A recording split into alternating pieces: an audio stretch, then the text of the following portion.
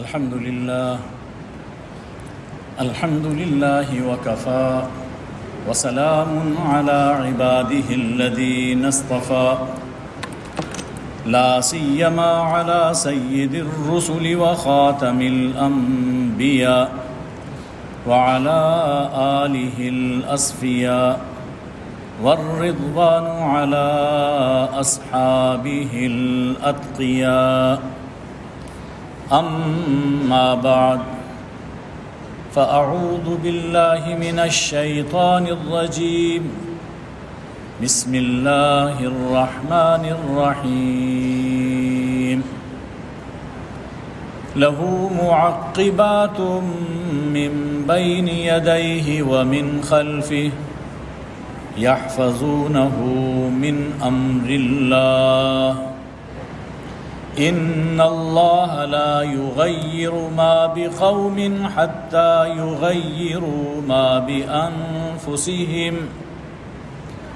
وإذا أراد الله بقوم سوءا فلا مرد له وما لهم من دونه من وال صدق اللہ مولانا العظیم۔ حاضرین گرامی قدر، جمعۃ الوداع ہے۔ اس موقع پر ہمیں ماہ رمضان میں کی گئی عبادتوں اور اپنی شخصیت پر ان کے اثرات کا جائزہ لینا چاہیے۔ رمضان مبارک جہاں ماہ عبادت و ریاضت ہے، وہاں ماہ احتساب بھی ہے۔ انفرادی سطح پر احتساب، اجتماعی سطح پر احتساب کا مہینہ ہے۔ دیکھنا چاہیے کہ اللہ تعالیٰ نے اس ماہ مبارک میں ہمیں جن نعمتوں سے نوازا اور جو عبادتیں ہم پر فرض کی، ہم نے ان سے کیا سبق حاصل کیا، کتنا شکر ادا کیا، کیا کھویا اور کیا پایا، یہ سب پہلو آج جمعۃ الوداع کے موقع پر ہمارے ذہن میں ہونے چاہیے، تاکہ ہم رمضان کی بعد کی زندگی میں اپنی اصلاح کر سکیں۔ صاحبو، آج ہم مجموعی طور پر بے اطمینانی اور معاشی بدحالی میں مبتلا ہیں، اور اللہ تعالیٰ کا قوموں کے بارے میں اصول ہے، ان اللہ لا یغیر ما بقوم حتی یغیروا ما بانفسہم۔ اللہ تعالیٰ کسی قوم کو نعمتوں سے محروم نہیں فرماتا جب تک وہ خود اپنی سوچ، اپنی نیت اور اپنی روش نہیں بدل لیتے۔ جب انسان کی نیت خراب ہوتی ہے، قوم اپنی روش بدل لیتی ہے، تو پھر اللہ بھی ان سے اپنا معاملہ بدل لیتا ہے۔ نیت اور عمل خراب ہوتا ہے تو حالات خراب ہونے لگتے ہیں۔ نیت اور عمل یہ جب خراب ہوتا ہے تو انسان کے حالات یا قوم کے حالات بھی خراب ہونے لگتے ہیں۔ اس لیے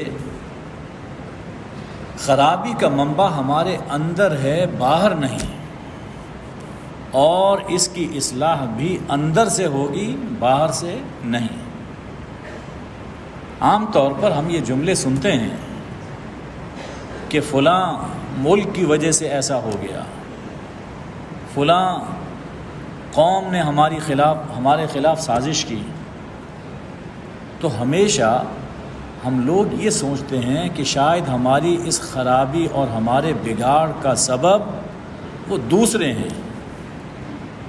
کبھی اپنے اندر جھانک کر تو دیکھیں قومی سطح پر ہم اپنے اندر جھانکیں کہ یہ جو کچھ دوسری قوم اگر ہمارے ساتھ کر رہی ہے تو کیوں کر رہی ہے؟ یہ بگاڑ، یہ فساد خود ہمارے اندر موجود ہے۔ وہ اقبال نے فرمایا تھا کہ فطرت افراد سے تو اغماض برت لیتی ہے، فطرت افراد سے تو اغماض برت لیتی ہے، کبھی کرتی نہیں ملت کے گناہوں کو معاف۔ جب قوم بگڑ جائے، اکثریت بگڑ جائے تو پھر بگاڑ آتا ہے۔ سب سے پہلے ہم دیکھتے ہیں کہ اس ماہ مبارک میں اللہ تعالیٰ نے ہمیں کیا کیا نعمتیں عطا فرمائیں۔ یاد کیجئے کہ اسی ماہ میں معرکہ بدر ہوا تھا، جسے اللہ نے یوم الفرقان یعنی فیصلے کا دن قرار دیا۔ یہ معرکہ بدر، غزوہ بدر کو اللہ نے کہا کہ یہ فیصلے کا دن ہے، اور اس دن اللہ تعالیٰ نے چند فیصلے کر دیے۔ پہلا فیصلہ، اللہ کے یہاں افراد کی تعداد اور اشیاء کی مقدار معتبر نہیں ہے، بلکہ اعتقادی، اخلاقی اور روحانی معیار مطلوب ہے، وگرنہ مسلم لشکر اور مشرکین کے لشکر کے درمیان کوئی کمپیریزن ہی نہیں تھا، نہ اسلحے میں نہ تعداد میں۔ تو اللہ نے یہ فیصلہ کر دیا، ہم دیکھتے ہیں کہ تمہاری اعتقادی حالت کیا ہے، اخلاقی حالت کیا ہے، اور تم روحانی طور پر کس مرتبے پر۔ اور فتح و نصرت کا مدار سامان حرب پر نہیں بلکہ تائید رب پر ہے۔ قرآن مجید نے واضح طور پہ فرمایا وَمَا النَّصْرُ إِلَّا مِنْ عِنْدِ اللَّهِ إِنَّ اللَّهَ عَزِيزٌ حَكِيمٌ۔ نصرت اللہ کی طرف سے ہوتی ہے، اسلحہ ہونا چاہیے، تیاری ہونی چاہیے، لیکن صرف اسلحے پر بھروسہ یا افراد پر بھروسہ یہ کامیابی نہیں دلاتا جب تک کہ اللہ کی نصرت پر بھروسہ نہ ہو۔ وہ عزیز ہے، حکیم ہے۔ دوسرا فیصلہ جو معرکہ بدر میں اللہ نے ہمارے لیے کر دیا، وہ فیصلہ یہ ہے کہ دین میں امت کی تشکیل رنگ، نسل، زبان اور وطن کی بنیاد پر نہیں بلکہ نظریاتی وحدت اور ایمان و اسلام کی بنیاد پر ہوتی ہے۔ ہماری امت اپنی ملت پر قیاس اقوام مغرب سے نہ کر، خاص ہے ترکیب میں قوم رسول ہاشمی۔ آپ سے پہلے اور اب بھی دنیا میں مختلف نسل کی بنیاد پر اتحاد کیا جاتا ہے، وطن کی بنیاد پر اتحاد ہوتا ہے اور زبان کی بنیاد پر اتحاد ہوتا ہے، لیکن معرکہ بدر میں مسلمانوں کے اندر مختلف قبائل کے لوگ تھے، رنگ مختلف تھے، اور جو ان کے سامنے تھے وہ اس چیز میں مشترک تھے، لیکن فیصلہ کر دیا گیا کہ امت میں جو اللہ کو ماننے والا ہے، اللہ کے رسول صلی اللہ علیہ وسلم کو ماننے والا ہے، وہ شریک ہے، خواہ وہ کسی رنگ اور کسی وطن سے تعلق رکھتا ہو۔ تیسرا فیصلہ، اسلام اپنے مزاج کے اعتبار سے کتابی نہیں بلکہ عملی دین ہے۔ صرف کتابی دین نہیں ہے بلکہ عملی دین ہے۔ اسلام مغلوب ہو کر نہیں غالب ہو کر رہنے کے لیے آیا ہے۔ اسلام کا مزاج یہ ہے کہ اسلام مغلوب ہو کر نہیں غالب ہو کر رہنے کے لیے آیا ہے۔ اسلام جامد نہیں متحرک دین ہے۔ قرآن مجید نے فرمایا هو الذی ارسل رسولہ بالہدی ودین الحق لیظہرہ علی الدین کلہ۔ وہی تو ہے کہ جس نے اپنے رسول صلی اللہ علیہ وآلہ وسلم کو الہدا دے کر بھیجا، دین حق دے کر بھیجا، اس لیے بھیجا تاکہ اس دین کو تمام ادیان پر غالب کر دیا جائے۔ تو اسلام کے مزاج میں غلبہ ہے، اسلام کے مزاج میں سربلندی ہے، اور غلبہ یہ ہے کہ زندگی کے تمام شعبوں میں حکم اسلام کا چلے۔ غلبے کا معنی یہ نہیں ہے کہ جو اسلام کو نہیں مانتا انہیں مار دیا جائے، ان پر زندگی تنگ کر دی جائے، یہ معنی نہیں ہے، بلکہ زندگی کے تمام شعبوں میں جو ماننے والے ہیں ان کے ہاں زندگی کے تمام شعبوں میں حکم اسلام کا چلے، اور اسلام پر عمل کرتے ہوئے شرمندگی محسوس نہ ہو۔ ایک بالا تر کلچر ہے، جیسے کسی قوم کا کلچر جسے ہم یہ سمجھتے ہیں کہ بہت متمدن قوم ہے، اس کا کلچر، ان کی وضاقتہ اپناتے ہوئے انسان ایک پراؤڈ فیل کرتا ہے، تو اسلام پر عمل کرتے ہوئے بھی انسان اور ایک مسلم پراؤڈ فیل کرے، یہ ہے اسلام کا غلبہ۔ سوچنا ہے کہ کیا آج ہمیں بدر کے یہ فیصلے یاد ہیں اور کیا ہم اس پہ عمل کر رہے ہیں؟ صاحبو، اسی ماہ میں اللہ نے ایک اور نعمت عطا فرمائی، اور یہ فتح مکہ ہے۔ اسی ماہ مبارک میں مکہ فتح ہوتا ہے اور اسلام اپنے عالمگیر مشن کا آغاز کرتا ہے، تمام رکاوٹیں دور ہو جاتی ہیں۔ کیا ہم نے کبھی یہ سوچا کہ مکہ کیسے لوگوں کے ہاتھ پر فتح ہوا، ان میں کیا اوصاف تھے؟ قرآن مجید نے سورہ الفتح میں ان کے اوصاف بیان فرمائے۔ اشداء علی الکفار رحماء بینہم، وہ نہ ماننے والوں پر، اللہ کے دشمنوں پر سخت ہیں اور آپس میں رحم دل۔ تراہم رکعا سجدا، اپنی ذاتی زندگی میں تم انہیں دیکھو گے کہ اللہ کے سامنے جھکے ہوئے، اللہ کے حکم مانتے ہوئے اپنی زندگی بسر کرتے ہیں۔ یبتغون فضلا من اللہ ورضوانا، ہر وقت ان کے دل میں ایک تڑپ، ایک جستجو ہوتی ہے کہ میرا رب مجھ سے راضی ہو جائے۔ یہ اوصاف ہیں ان لوگوں کے جن کے ہاتھوں اللہ نے مکہ امت مسلمہ کو عطا فرمایا۔ آج غلبہ اسلام تو ہم بھی چاہتے ہیں، دعائیں بھی اس کے لیے کرتے ہیں، لیکن کیا ہمارے اندر یہ اوصاف موجود ہیں؟ یہ سوچنے کی بات ہے۔ فتح مکہ نے ہمیں عفو اور درگزر کی قوت سے آشنا کیا، معاف کر دینا، درگزر کرنا۔ فتح مکہ، اور پھر دیکھیے کہ اس میں کتنی قوت تھی کہ جو حضور اکرم صلی اللہ علیہ وآلہ وسلم کو شہید کرنے کی سازشیں کرتے رہے اور جنہوں نے مدینہ طیبہ میں بھی چین سے رہنے نہیں دیا، حضور علیہ الصلوۃ والسلام نے ان کو معاف کیا، اور یہ معاف کرنا اتنی بڑی قوت تھی کہ وہ گر گئے اور انہوں نے اسلام قبول کر لیا۔ تو جو کام تلوار نہ کر سکی وہ حضور صلی اللہ علیہ وسلم کے اخلاق نے وہ کام کیا۔ فتح مکہ نے خون کے پیاسوں کی جان بخشی کا حوصلہ دیا، ہر شخص کی جان، مال، عزت، آبرو کا تحفظ یقینی بنایا۔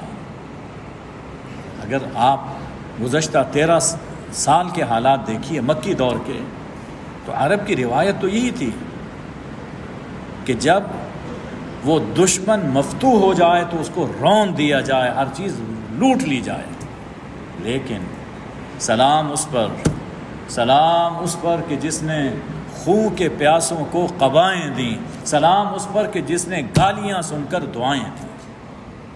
صاحبو، آج ہم کیا ہیں؟ ہمارا جذبہ انتقام بے لگام ہوتا جا رہا ہے۔ جس نے ہماری مخالفت کی، جس نے ہم سے دشمنی کی، خواہ وہ سیاسی مخالفت ہو، مذہبی اختلاف ہو، اگر وہ ہمارے کنٹرول میں آ جائے، ہمارے قبضے میں آ جائے، ہمارا بس چلے، ہم اسے پیس کے رکھ دیں۔ ہمارا جذبہ انتقام خون آشام ہو گیا ہے۔ آج ہماری توانائیوں کا مصرف مخالف کی ٹانگ کھینچنا اور اسے بدنام کرنا رہ گیا۔ چلنے نہ دو، بدنام کرو، چاہے ملک کا نقصان ہو جائے، ہماری توانائیاں اس پہ صرف ہو رہی ہیں۔ یقیناً ہم نے فتح مکہ کا سبق بھلا دیا۔ صاحبو، اسی ماہ میں اللہ تعالیٰ نے ہمیں قرآن جیسی عظیم نعمت عطا فرمائی، اور قرآن نے انسان کو انسان کے مقام سے آگاہ کیا۔ قرآن نے یہ بتایا، انسان کو یہ بتایا کہ تم زمین پر اللہ کے خلیفہ ہو، انی جاعل فی الارض خلیفہ، تمہارا مقام کیا ہے؟ تم خلیفہ ہو اس زمین میں، تم روئے زمین پر دین کے امین ہو۔ قرآن نے یہ بتایا کہ پوری کائنات تمہاری خدمت کے لیے پیدا کی گئی ہے، اور تمہیں اللہ نے اپنی عبادت کے لیے پیدا کیا ہے۔ وما خلقت الجن والانس الا لیعبدون۔ صاحبو، اسلام سے پہلے یہ تصور تھا کہ اللہ تعالیٰ سے اپنی حاجت پیش کرنے کے لیے کسی واسطے کی ضرورت ہے۔ یہ تصور تھا کہ اگر آپ اللہ سے کوئی چیز مانگنا چاہتے ہیں، اللہ کے سامنے اپنی حاجت پیش کرنا چاہتے ہیں، تو وہ بڑی ذات ہے، آپ کی بات وہاں نہیں پہنچ سکتی، آپ کوئی واسطہ تلاش کریں۔ یہ اسلام سے پہلے تصور تھا، اور یہ تصور آج بھی پایا جاتا ہے، یہ تصور آج بھی پایا جاتا ہے۔ میں جہلا کی بات نہیں کر رہا ہوں۔ ابھی 2-3 روز ہوئے، اچانک ایک پروگرام میرے سامنے آ گیا، وہ پڑھے لکھے جہلا کا پروگرام ہے۔ جو بات کہہ رہے ہیں پڑھے لکھے لوگ ہیں، لیکن بات کیا کہہ رہے ہیں کہ اللہ سے مانگنے کے لیے اپنے گروہ، اپنی جماعت کے لیڈر سے کہا جائے وہ اللہ سے تمہیں مانگ کر دے، تم براہ راست نہیں مانگ سکتے۔ اور قرآن مجید سے غلط استدلال کرتے ہوئے یہ بات لوگوں کے ذہنوں میں ڈالی گئی ہے۔ مقصد کیا ہوتا ہے کہ یہ بھیڑیں ہمارے قابو میں رہیں، بھیڑوں کو اپنے کنٹرول میں رکھنا چاہتے ہیں کہ جب تک ہمارا پیشوا، ہمارا امام، ہمارا لیڈر، ہمارا شیخ یہ اللہ سے نہیں مانگے گا، اللہ ہماری دعا نہیں سنے گا۔ لیکن اسلام نے، قرآن نے ہمیں بتایا، اللہ نے ہمیں یہ بتایا کہ تمہیں مجھ سے مناجات کے لیے، مجھ سے سرگوشی کرنے کے لیے، مجھ سے ہم کلامی کے لیے کسی پیر، کسی پنڈت، کسی پروہت، کسی برہمن، کسی پادری اور کسی لات منات کی حاجت نہیں ہے۔ اور جو یہ کہتے ہیں کہ جب تک تم ہمارے پاس نہیں آؤ گے اور ہم سے دعا نہیں کرواؤ گے، یہ اپنی ذات کو بت بنا کر لوگوں کے سامنے رکھ رہے ہیں۔ لا الہ الا اللہ میں ایسے بتوں کی بھی نفی کی گئی ہے۔ میں اس بات کا انکار نہیں کر رہا ہوں کہ کسی کو دعا کے لیے نہیں کہنا چاہیے، قرآن مجید میں اس کے حوالے موجود ہیں، حضور اکرم صلی اللہ علیہ وسلم کی سنت سے اس بات کے حوالے موجود ہیں۔ ایک ہے کسی کو دعا کے لیے کہنا، وہ ہم سب ایک دوسرے کے لیے دعا کرتے ہیں۔ ایک ہے کہ ہماری دعا اللہ تک پہنچتی ہی نہیں جب تک کہ ہمارا امام، ہمارا پیشوا اور ہمارا لیڈر اللہ سے نہ مانگے۔ یہ غیر اسلامی تصور ہے۔ اللہ نے قرآن میں کہہ دیا، نحن اقرب الیہ من حبل الورید۔ انسان تو کن غلط فہمیوں میں پڑا ہوا ہے، کن غلط فہمیوں میں مبتلا ہے، ہم تو تیری شاہراگ سے بھی زیادہ قریب ہیں۔ وَلَقَدْ خَلَقْنَا الْإِنسَانَ وَنَعْلَمُ مَا تُوَسْوِسُ بِهِ نَفْسُهُ۔ انسان کو ہم نے پیدا کیا، وہ منہ سے مانگے تو بہت دور کی بات ہے، ہم تو جانتے ہیں اس کے دل میں کیا خیالات آ رہے ہیں، ہم تو اس سے بھی آگاہ ہیں۔ اگر زبان سے نہیں مانگتا، دل ہی دل میں مانگتا ہے۔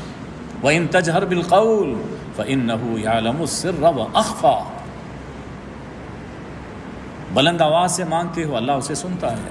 اللہ تو جانتا ہے جو تم نے چپ کے اللہ سے مانگا، بلکہ جو اخفا ہے اس سے بھی پوشیدہ ہے، صرف دل ہی دل میں اللہ سے ہم کلام ہو رہے ہو، اللہ اسے بھی سن رہا ہے، اسے بھی جانتا ہے۔ تو قرآن نے بندے اور اللہ کے درمیان ان واسطوں کو ہٹا دیا۔ یہ قرآن کا، اس ماہ مبارک میں نازل ہونے والے قرآن کا انسان پر بڑا احسان ہے۔ قرآن نے ہمیں یہ بتایا کہ اللہ نے یہ کہا ہے کہ اے انسانوں تم صرف ہمارے بندے ہو، لا الہ الا اللہ، انسانوں تم صرف ہمارے بندے ہو، کوئی تم پر آقائی جتلانے کا حق نہیں رکھتا، کوئی تم سے اپنی بندگی کا مطالبہ نہیں کر سکتا، تم پیدائشی آزاد ہو، اللہ نے تمہیں آزاد پیدا کیا، تم کسی کے محکوم اور غلام نہیں ہو۔ ہم معرکہ کربلا بہت سنتے ہیں اور پڑھتے ہیں، لیکن اس کی روح کیا ہے؟ امام حسین نے کربلا میں اپنی شہادت سے قرآن کا یہی پیغام تو سنایا تھا جسے اقبال نے اپنے الفاظ میں تعبیر کیا، ما سو اللہ را مسلمان بندہ نیست، پیش فرعون سرش افگندہ نیست۔ امام حسین نے یہ پیغام دیا، قرآن کا یہ پیغام دیا کہ مسلمان اللہ کے سوا کسی کا بندہ نہیں ہے، کسی کا غلام نہیں ہے، اور اس کا سر کسی فرعون کے سامنے نہیں جھک سکتا ہے۔ حضرت عمر نے فرمایا تھا، متستعبدتم الناس وقد ولدتهم امہاتهم احرارا، تم نے کب سے لوگوں کو اپنا غلام بنا لیا ہے، حالانکہ اللہ نے انہیں آزاد پیدا کیا تھا۔ صاحبو، قرآن نے ہمیں یہ بتایا، اس ماہ میں نازل ہونے والے قرآن نے ہمیں یہ بتایا کہ تمہاری اخروی نجات کسی فرقے اور مسلک سے منسوب ہونے میں نہیں، بلکہ اسلام اور احسان کی زندگی گزارنے میں ہے۔ اخلاص کے ساتھ اسلامی زندگی گزارو، اس میں نجات ہے۔ وقالوا لن يدخل الجنة الا من كان هودا او نصارى، یہود نے کہا جنت میں ہم جائیں گے، نصارہ نے کہا جنت ہماری ہے۔ اللہ نے فرمایا تلک امانیہم، یہ ان کی آرزویں ہی آرزویں ہیں، ان کی خواہشیں ہیں۔ قل ہاتوا برہانکم ان کنتم صادقین، کہہ دیجئے اگر تم سچے ہو، کوئی برہان، کوئی دلیل پیش کرو۔ اور اب بھی جو فرقے، یہ حضور علیہ السلام سے پہلے فرقے بنے تھے اسلام میں، یہود اور نصارہ اسلام میں فرقے بنے تھے۔ حضور اکرم صلی اللہ علیہ وسلم کی رحلت کے بعد پھر جو اس امت میں فرقے بنے، ان میں سے بھی سب یہی کہتے ہیں کہ جنت صرف میری ہے، باقی سب جہنمی ہیں۔ اللہ کہتا ہے کہ یہ تمہاری خواہشیں ہی خواہشیں ہیں، تمہاری آرزویں ہیں، دلیل لاؤ کہ اللہ نے کہا کہ ہاں یہ فرقہ سارے کے سارا اسلام میں جائے گا، باقی سب جہنم میں جائیں گے۔ اللہ نے ایک اصول دے دیا، بلا من اسلم وجہہ للہ وہو محسن فلا خوف علیہم ولا هم یحزنون، جو اخلاص کے ساتھ اپنا سر اللہ کے سامنے جھکا دے اسے ہم جنت میں داخل کریں گے۔ اصول یہ ہے۔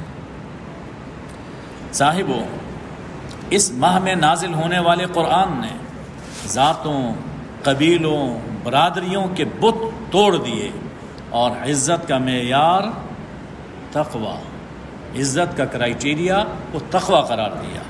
یا ایھا الناس انا خلقناکم من ذکر و انثی وجعلناکم شعوبا وقبائل لتعارفوا، یہ جو ہم نے ذاتوں اور قبیلوں میں تمہیں بانٹا ہے، اس کا مقصد صرف ایک ہے کہ تم ایک دوسرے کو پہچان سکو۔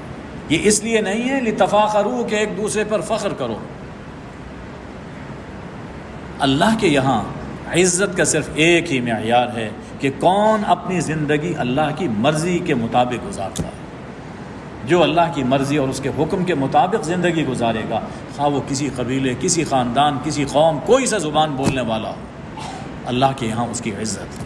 اور کوئی بڑے سے بڑے خاندان کا ہے اور دنیا کی سب سے کوئی اچھی زبان بولنے والا ہے اور بہت اچھے علاقے میں رہنے والا ہے، لیکن اگر وہ اللہ کا نافرمان ہے، اللہ کے یہاں اس کی کوئی عزت نہیں ہے۔ صاحبو، کبھی ہم نے غور کیا کہ ہمارا رویہ کیا ہے. ہم نے اپنی ذاتوں کو اور اپنی برادریوں کو اپنا بت بنا رکھا ہے. اب الیکشن ہوتے ہیں، ابھی ہوئے ہیں، تو کس بیس پر ہم لوگ ووٹ دیتے ہیں؟ یہ ہماری برادری کا ہے. کچھ بھی ہو ہم نے بہرحال اس کو ووٹ دینا ہے، خواہ اس کے مقابل کتنا ہی اہل کیوں نہ ہو، لیکن نہیں دینا اس لیے کہ وہ ہمارے خاندان اور ہماری برادری کا نہیں ہے. یہی تو بت ہے، یہی تو بت پرستی ہے. اور پھر جب اس کے نتائج سامنے آتے ہیں ہم کہتے ہیں کہ یہ ہو گیا اور وہ ہو گیا. یہ سب کچھ مصیبتیں ہم خود اپنے لیے تلاش کرتے ہیں اور لاتے ہیں. صاحبو، قرآن نے اللہ کی رضا جوئی اور کامیابی کا مختصر ترین راستہ خدمت خلق قرار دیا ہے. فآت ذی القربى حقہ والمسکین وابن السبیل ذالک خیر للذین یریدون وجہ اللہ. خدمت خلق کرو، رشتہ داروں، محتاجوں، غریبوں کی مدد کرو. یہ ان لوگوں کے لیے بہتر ہے جو اللہ کی رضا چاہتے ہیں. یہ ان لوگوں کے لیے بہترین ہے. یعنی شارٹ کٹ اللہ کی رضا پانے کا یہ طریقہ ہے کہ اللہ کے مخلوق کی خدمت کی جائے. اور اس کے مقابل میں سود کی اللہ نے مذمت فرمائی کہ جس میں انسان دوسرے کا مال اپنے مال کے ذریعے دوسرے کا مال کھینچتا ہے اور ایک ظالم بن جاتا ہے. فرمایا کہ اس کا مال ہم آہستہ آہستہ گھٹاتے چلے جاتے ہیں اور جو زکوٰۃ دیتا ہے اس کا مال بڑھاتے چلے جاتے ہیں. صاحبو، آج ہم جب رمضان آتا ہے اور ابھی عید آنے والی ہے، ملاوٹ میں اضافہ، مہنگائی میں اضافہ، اور ایک طوفان اٹھا دیتے ہیں گرانی کا.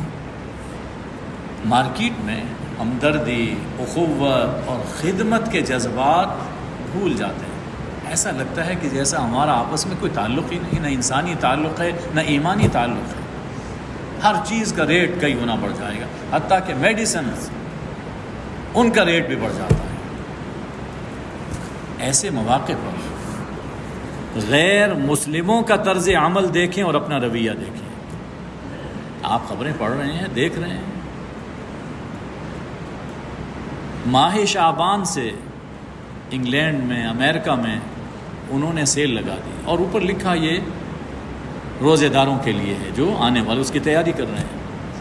اور ہم انتظار کرتے رہتے ہیں کہ رمضان کب شروع ہوگا، اس سے پہلے ذخیرہ اندوزی کرتے ہیں اور جتنا نفع کمایا ہوتا ہے رمضان کے فوراً بعد عمرے کے لیے چلے جاتے ہیں اور سمجھتے ہیں کہ اللہ ہمیں معاف کر دے گا. لوگوں کا ناجائز طریقے سے استحصال کر کے کمایا ہوا پیسہ، اس سے عمرہ قبول نہیں ہوتا ہے. جگر نے بڑی خوبصورت بات کہی کہ جب تک غم انسان سے جگر انسان کا دل معمور نہیں، جب تک غم انسان سے جگر انسان کا دل معمور نہیں، جنت ہی صحیح دنیا لیکن جنت سے جہنم دور نہیں. درمیان میں ایک دیوار ہی کا فاصلہ ہے. جنت ہی صحیح دنیا، کتنا کما لو گے، کتنے بنگلے بنا لو گے، کتنی گاڑیاں خرید لو گے، کتنا بینک بیلنس بڑھا لو گے، جنت ہی صحیح دنیا لیکن جنت سے جہنم دور نہیں. اس نفع و ضرر کی دنیا سے میں نے یہ لیا ہے درس جنوں، خود اپنا زیاں تسلیم مگر اوروں کا زیاں منظور نہیں. اور اقبال نے بھی فرمایا تھا، کیا ہے تو نے متاع غرور کا سودا، کیا ہے تو نے متاع غرور کا سودا، فریب سود و زیاں لا الہ الا اللہ. لا الہ الا اللہ دل میں بیٹھ جائے، یہ ساری چیزیں خود بخود کٹتی چلی جاتی ہیں. صاحبو، ان ماہ مبارک میں اللہ نے جو قرآن نازل فرمایا، اس میں اللہ نے ہمیں بتایا کہ انما المؤمنون اخوہ، سب مسلمان آپس میں بھائی بھائی ہیں. اور رسول اللہ صلی اللہ علیہ وسلم نے یہ بتایا تھا کہ سب مسلمان، سب اہل ایمان آپس میں ایک جسد کی طرح ہیں۔ جسم کے کسی حصے میں تکلیف ہو تو پورا جسم اس دکھ تکلیف میں اور بخار میں اس کا ساتھ دیتا ہے۔ آج فلسطین میں ہمارے بھائی ہیں، وہ بھی جسد ملی کا ایک پارٹ ہیں۔ رمضان کی ان ساعتوں میں پھول جیسے بچوں کو مسلا جا رہا ہے، عورتوں، بوڑھوں اور پرامن شہریوں پر میزائلوں کی بارش ہے، ٹینکوں سے روندا جا رہا ہے، اور ظالم اسرائیلی تڑپنے اور جلنے کے نظارے سے محظوظ ہو کر خوشی سے تالیاں پیٹتے ہیں اور سیٹیاں بجاتے ہیں۔ اس ماہ مبارک میں یہ سب ہو رہا ہے۔ آج اگر ہماری اسلامی اخوت باقی ہے اور اسلامی حمیت زندہ ہے تو کتنی آنکھیں ہیں جو ان مناظر کو دیکھ کر روئیں، کتنے ہاتھ ہیں جو ان مظلوموں کو تھامنے کے لیے آگے بڑھے، اور کتنے پاؤں ہیں جو ان بے کسوں کی مدد کے لیے آگے بڑھے۔ ارد گرد ممالک جو عرب قومیت میں بھی ان کے ساتھ شریک ہیں، عرب نیشنلزم کا نعرہ لگانے والے، بالکل قریبی ملک جو عرب نیشنلزم کا نعرہ لگاتا ہے، یہ عرب بھائی بھی ہیں، لیکن بالکل بے حس۔ OIC وہ بھی تماشا کر رہی ہے، OIC پنجابی کا کہہ رہا ہوں، OIC تو او پہ جان دی ہے۔ تو یہ چیز علامت ہے کہ اسلامی اخوت کا رشتہ کمزور ہو چکا، اسلامی جسد وہ مفلوج ہو چکا۔ ضرورت ہے اسلامی حرارت اور اسلامی غیرت سے اس جسد کو زندہ کیا جائے، وگرنہ دشمنان اسلام، یہ درندے، اسی طرح ایک ایک اسلامی ملک کو نوچتے رہیں گے اور ہڑپ کر جائیں گے۔ صاحبو، اللہ تعالیٰ نے اس ماہ مبارک میں ایک اور بڑی نعمت ہمیں عطا فرمائی تھی، اور وہ نعمت ہے پاکستان۔ بڑی نعمت، ہزاروں نعمتوں کی ایک نعمت یہ پاکستان ہے، جس میں ہم جی رہے ہیں، جس میں ہم رہ رہے ہیں، بسے ہوئے ہیں۔ پاکستان کو، ہم اہل پاکستان کو قرآن کے حوالے سے بہت محتاط اور فکر مند رہنا چاہیے، اس لیے کہ پاکستان کی نعمت اللہ تعالیٰ نے ہماری فرمائش پر دی۔ اللہ نے از خود یہ ملک نہیں دیا، ہم نے مانگا تھا، اور سورہ مائدہ میں اللہ نے یہ بتا دیا کہ جو منہ مانگی نعمت کی ناشکری کرتے ہیں تو ان کو سزا بھی بے مثل ملا کرتی ہے۔ تو اللہ نے ہماری فرمائش پر یہ نعمت ہمیں عطا فرمائی، اور اسی ماہ میں نزول قرآن کی شب میں عطا فرمائی، جس شب میں قرآن نازل ہو رہا ہے، لیلۃ القدر ہے، اسی شب میں اللہ نے یہ وطن پاکستان ہمیں عطا فرمایا، اور پھر پاکستان کا محل وقوع ایسا عطا فرمایا کہ جو ملتزم کی بالکل سیدھ پر پڑتا ہے۔ میپ میں آپ دیکھیے اور خط کھینچیے، ملتزم سے جو خط کھینچا جائے گا وہ سیدھا پاکستان تک پہنچے گا، تو ملتزم کی سیدھ پر پاکستان واقع ہے۔ یہ غیبی اشارے ہیں، ان کو سمجھنا چاہیے۔ اس میں اشارہ ہے کہ پاکستان قرآن کا فیضان ہے۔